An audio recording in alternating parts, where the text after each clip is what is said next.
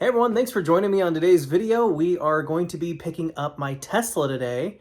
I purchased a Model 3 Performance. It's going to be my new commuter car because currently I drive this, a 2005 Ford F-150 that gets about 11 miles to the gallon.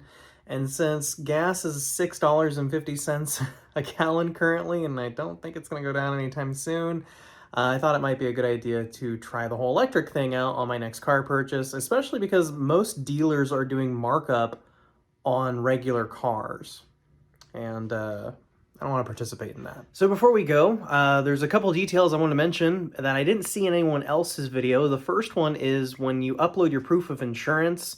I kind of got confused and thought they wanted proof of insurance for the Tesla, which obviously you can't do on a car that doesn't exist yet.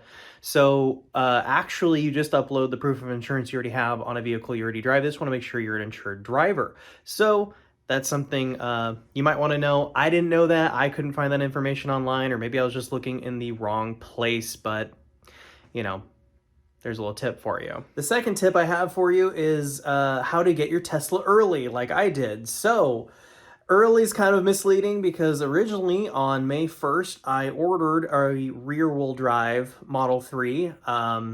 Didn't really think I needed a performance or anything like that, and you probably don't, but you know, the rear-wheel drive is fast enough. But it won't be delivered until November, is what they told me. And with my new commute coming up, which is about 40 miles one way, so 80 miles every day total, and the truck gets about 13 miles to the gallon, it ended up being over $1,000 a month in fuel. So I figured getting the car a few months early would help offset that cost. And basically, I ordered the Performance last week. So in under a week, I got mine delivered, and I kind of thought they were just going to find one that was already built, but apparently they built it in like a week because my VIN was assigned, and then they told me that it left the factory on Friday of last week. Today is Monday. So they can ship those cars down here. I am in Southern California, so it only has to go from Northern California to Southern California. That might be a factor, but you know, if you're antsy right now, and this is only pertaining to right now, because I remember a few years ago it was the other way around where the Performances were taking longer to be delivered and the rear-wheel drives were faster. But as of right now, summer of 2022, it is faster to get a Performance model than a rear-wheel drive model. That might tip the scales for you to get a Performance.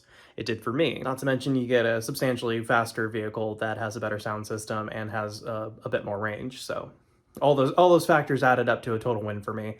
So I'm very excited on that. So before you leave to go pick up your Tesla, they told me to bring my ID, my proof of insurance, which is on my phone, and to make sure your payment is finalized. Now that can be either a cashier's check or you can pay through the app. And for all of you worried that I'm abandoning gas-powered engines, let's go around my current situation and count how many V8s that are in my possession. Here's one. A 468 big block Chevy. Here's our Summit Racing sponsored Ford 347 Stroker V8. There's number 2. Here's another Summit sponsored V8. This one's an LS and makes about 500 horsepower. And you will see this later being swapped into a Bel Air. And if you're curious, I have links down below in the description to all 3 builds of these magnificent V8s. So there's 3 V8s that I currently own in my possession. Also, I have the V8 in my truck, and I have the V8 in my Bel Air, and the 350 we're getting. So that's 6 V8s in my life. I'm not abandoning gas. Don't worry about that. We're still going to do builds. We're still going to do gas-powered repairs. We're just also going to look into the electric vehicle stuff. And you know, I think Jay Leno said it best, where he said the electric car is going to save the gas-powered car a lot like the gas-powered car saved horses. So before gas-powered cars came along, horses were used and not in a kind way. You know, now they're an enthusiast thing that people really enjoy, and they treat them very well, and I like that. And I think gas-powered is going to be basically that eventually, but I do think that it's going to be gas and electric for quite some time. So we need to cover both. With all that out of the way, let's go ahead and go get our Tesla. So our local Tesla distributor is actually in Irvine, which is about a 30-minute drive from where we're at, but no big deal. Just hop in the truck and away we go. It was very easy to find. The place is unmistakable, and it has an interesting way to get in.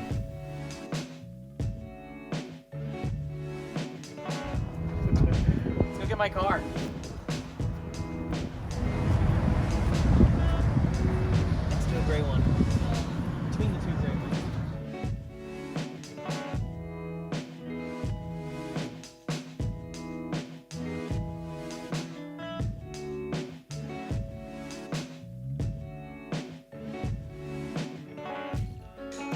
accept delivery, always double check it, make sure all the 4 tires match each other, look at garage chips, paint swirls, anything they can fix easily, you want to check now.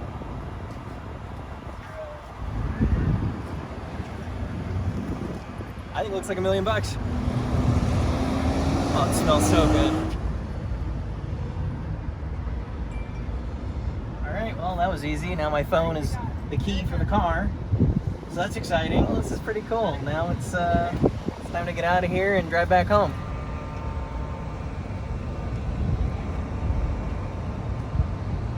Okay, so here's my new daily driver. This is what is going to be the thing I commute with. You're gonna see videos on it. It's gonna be awesome. So we haven't left the Tesla parking lot yet. I've just moved it about, I don't know, a couple feet. It's got 12 miles on the clock. And I have to say, I'm really glad I upgraded the performance. I think the favorite thing I like about it, my favorite thing I like about it, is the carbon fiber wing on the back that looks so cool. I know it's kind of whatever, but I think it's neat. This is a seriously cool car, and I can't wait to get to know it better. All right, driving my Tesla Model 3 Performance. Not for the first time, admittedly. I didn't record my initial reaction driving it away from the distributor, just because I didn't want my excitement for a new car to maybe color my opinion. So it's been about a day or two. As you can tell, I got my hair cut. And in a word, the thing I can say about this car is it is very comfortable. This is the most comfortable car I've ever owned by a mile. Maybe the most comfortable car I've ever been in. The seats are incredible. They have to be the best automotive seats I have ever experienced. I haven't taken it on a long trip as of yet, but I can imagine that it will be a cinch because of these really comfy seats. One of the best riding cars. I was kind of worried about getting the performance because it has the bigger rims. I thought maybe the lower profile tires would make it handle really rough, or they try to make it sporty, but no, perfectly good. I do have the car in chill mode and in comfort setting, because that's just how I drive, is very relaxed. But as far as the speed goes, I'm not going to show you guys speed or anything like that. I'll leave that to the professional car reviewers. There's a zillion videos out there of these things doing 11, 6 1/4. That's way more than enough for me. I don't need a fast car like that to commute in. So I just leave it in chill mode. I have taken it out of chill mode and put in sport or whatever its fast setting. And yeah, it goes pretty good, honestly. And I've driven a bunch of fast cars before, maybe not like supercar fast, but big block Camaros and stuff like that. And this is really, really a fast car. It is like Hellcat fast. It reminds me a lot of my buddy's Hellcat, except it can actually hook up, so it goes pretty good. And the car is intelligent. It's really interesting. Like, it knows I am the only one in the car right now, so the only vent it has for HVAC is my vent. Just the one in front of me. The one on the passenger, not activated. The one in the rear's, not activated. I think that's interesting and a clever way to kind of save power. You can turn them on, of course. It's really easy to turn them back on if you like. But I only need the one in front of me. And I like the fact that the air is kind of coming for me out of where, an instrument cluster would have been in a normal car. And I've already gotten used to not having an instrument cluster and just having the screen. I really thought that was going to take me a while, and it didn't, which is really surprising to me. Also, sometimes I get motion sick driving other cars. I'm not really sure what the deal is. Like, I drove a 2022 Chevy Silverado when I was trying to narrow down what I wanted car-wise, and boy, did that make me motion sick for whatever reason or another. Not really sure why. So if you're like me and you kind of get motion sick a little easy, maybe check out a Model 3, because it didn't make me motion sick. I'm doing great, and I get motion sick on planes, for heaven's sakes. I legitimately like this car, and it's been a couple of days, so, the excitement of a new car is definitely worn off. Now I'm just kind of in the regular living every day with it. I've already washed it. It's already gotten dirty again because I've been driving it a ton. And, it really seems to be settling into my everyday life very well, which is something I was worried about in an electric car. However, and this is a big however, if you are someone that does not have the ability to charge it every night or so, maybe reconsider, because otherwise you're going to be completely dependent on superchargers, kind of like I am right now. We're kind of in a transitionary period between our old shop at our new shop, so I don't really have a place to have this thing sit down and charge for hours at a time. So I've been kind of using supercharging, a little bit of home charging. The 110 charger that came with it, which I didn't think they were supposed to come with them anymore, but mine did apparently. You know, it only adds 4 miles an hour, so even over 10 hours, you're only getting about 40 miles or so. So that's something to consider. If you don't drive very much, that's not a big concern for you. Otherwise, you really want to get like a 220 wall charging solution, which I have, but I don't have it set up yet, and that's going to be at the new shop for a number of reasons. So I've been kind of doing a little bit of home charging on 110, and then I've been doing a lot of supercharging. And I know it's bad for the battery and all that, but I'm only going to do it for a few weeks, and then we'll have the new shop up and running. I'll be able to use my wall charger like you're supposed to. So if you don't have that ability, like if you don't have a home garage and nowhere to really charge it reliably, maybe reconsider an electric car, just because it's going to be such a hassle for you. It's not that big of a deal. I've already been to a couple of superchargers with this, and to my surprise, it charges way faster than I thought at a supercharger. Way faster, especially if you find a 250 kilowatt hour, like at my local Target has it, and it charges lickety-split fast. Genuinely very impressed with how quickly it charges. You know, and the touchscreen has like Netflix and games and different things for you to do, not to mention you can just use your phone. It will go from, I've had it go from basically 0 to 80%, which is really what you want, because you don't want to go you don't want it to charge too much.